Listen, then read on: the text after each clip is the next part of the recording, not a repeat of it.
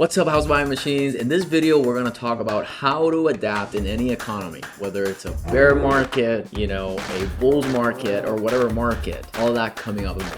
For a limited time only, discover how you can get real estate investing deals done without any advertisement spend part-time, even if you have no experience. Plus, get access to all of the tools we use, so you can also make 6 figures per year regardless of experience level. Link is in the description below. Get it today and build your house buying machine with us. Okay, so everybody's freaking out around the fact that the stock market's down, crypto's down, and we're speculating now with the increased interest hike that's going on from the Fed that housing prices are going to burst in a bubble and it's all doom and gloom. Now, let me give you a little bit of a different perspective. Weren't we just forced to adapt just recently? And so I just want to give you the news in case you didn't have it very much present in front of you, is that you have been able to adapt and you will be able to adapt. Whatever changes come our way, we're going to be able to adapt, okay? So I want to break down real quick really the 3 core components in any business that you need to understand so that you can adapt, okay? Any business, figure like it's a box, right? You've got a box, and that box, you invest in it, and ideally, if it's a profitable business, right, it's a box and you put money in it and you see more money than what you put in it on the other side. And really that comes down to main 3 inputs. First is your leads. How are you getting prospective customers, right, in profitably? Right? Then how are you converting those leads, in our case, sellers and buyers, right, in real estate, but this can be applied to any business in a box. How are you converting them into an actual sale, an actual contract, an actual PO, right? And then what systems do you have underpinning it? So I want to encourage you, instead of figuring out how the economy is going to react, instead of, overreacting due to headlines that are coming out because they want your attention, I want to challenge you to focus on those 3 main levers, because it does not matter if you're selling hotcakes, pancakes, waffles, or if you're wholesaling houses or buildings. Those are the 3 inputs in any business. So let's talk about the main 3 ways that I recommend you start looking or addressing this in your real estate investing house buying machine. The first one is you only want to work with guaranteed leads. What are guaranteed leads?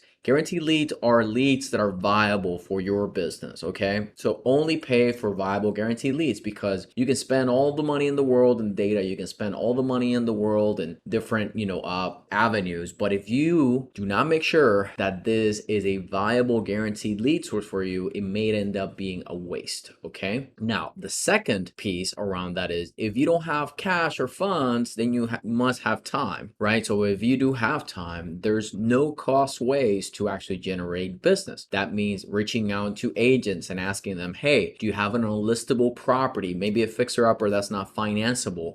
You can go on the MLS in your local listing network and figuring out what are the properties that have been on the listings, right, for more than 60 days and a little bit older, and just had a price reduction. I just gave you a $5,000 course on how to, essentially generate business without ad revenue, okay? So figure out how you can get guaranteed viable leads coming into your pipeline so that then you can have the conversation of sales, which leads me to, how do you convert them? Well, we like doing business with people that we like, know, and trust. You've heard that probably 1,000 times. But when you're speaking with, a motivated seller, for example, you want to make sure that you get an idea as to why they're looking to sell, what is the condition of the home, what is their timeline, right? And what other options are they looking into, right? So that you can be more of a consultant in that acquisition process versus just being another low baller that's giving them a low offer, right? If they don't really have a painful reason as to why they would sell at a discount, why they would rather the time and convenience versus a retail,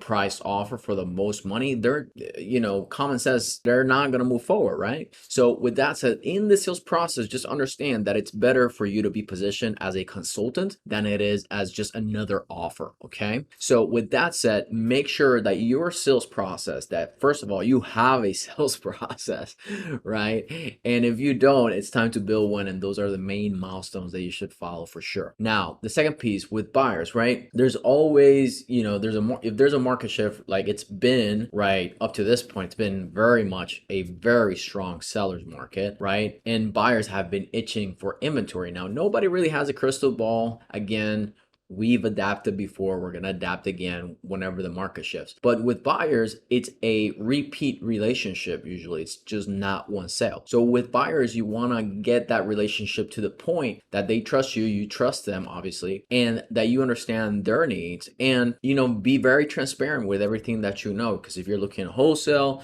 or transact with somebody, just keep in mind that you don't need a million or a gazillion buyers to run your wholesale business. You do not need everybody on earth to run your wholesale business. Typically, the top wholesalers have a top 5, 10, first dibs buyers, right? And that leads me to the point of incentivizing. There's different philosophies, to each its own, but I believe in incentivizing fast decision makers, right? And so if you're able to give first dibs for people that are easy to work with, actually close, actually do what they say they're going to do, it's going to make your life so much easier. And so that's what we do in our business, because we are a virtual acquisition arm for our local investors, rehabber, landlords. And I do truly believe that if you cannot do this business virtually, then there's some inefficiencies in your process that need to be corrected, but that's for another day. Okay, so we want to make sure that with these buyers, we're incentivizing, right, fast decision making and actually getting the deal through. And that's what I call first tips. So when having this conversation and qualifying the buyer, and by the way, only send your details of your deals to qualified buyers, people that actually can provide proof of funds, that understand wholesaling, that don't care if you make $1 or $100,000. Those are the best buyers to work with, because they will be your boots on the ground, okay? And they are actively looking for inventory. And those relationships need to be nurtured, and they're actually going to get to the closing table, right? So it's a relationship-based business for sure. Okay, now the third piece that you can focus on so you can adapt in any economy is systems, right? How are you able to leverage automated systems, delegation, right? Using virtual assistants, automated follow-up through phone, through text, through email. Of course, it has to be in a legal way, but how can you automate as much as possible so that you don't have to be in 10 places at the same time, but still follow up and get, leads coming out from the dead for sure. So I'll leave some resources down here below so that you make sure that you can get access to them. And again, markets are going to shift. Everybody's freaking out saying, oh my God, this is going to crash. The bubble's coming. Nobody knows. Nobody knows. So I say, stay in your lane. All right, you've adapted before, you're gonna adapt again, and guess what? It ain't gonna be the only time that you will end up adapting. Okay, we are built to adapt. So with that said, hope you enjoyed this video. Make sure you smash that like button, click subscribe, and let me know in the comments, how are you adapting in this new economy that's coming as the video comes out. Stay blessed. Bye bye.